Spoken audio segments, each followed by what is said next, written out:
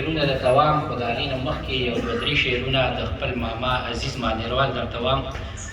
وایي چې هغه رانه خفه شي شاعري مې رنګینه شي،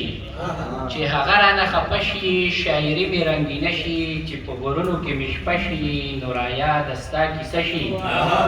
چې درځم د سترګو رپ شي، چې راځم لاره اوږده شي. او یاره ځنې ځنې خلک دا دې صاحب ته خصوصي ډالۍ وي، وایي یاره ځنې ځنې خلک چې زاړه شي لا ښایسته شي، یاره ځنې ځنې خلک چې زاړه شي لا ښایسته شي. او که ټپه مې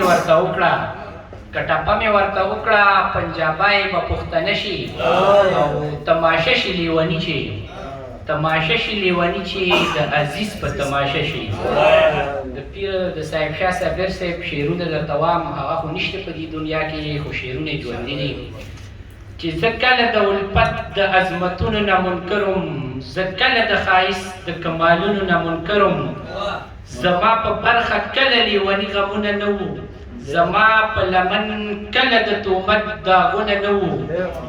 زه کله باغي نه ومه خود سره مین نه وم، زه کله زما ګرانه د زړه سره مین نه وم،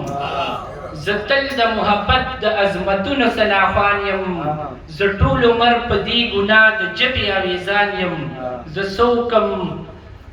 زه ټول عمر په دې ګناه د ژبې اویزان یم. بخښنه غواړم یخ شو رانه پکې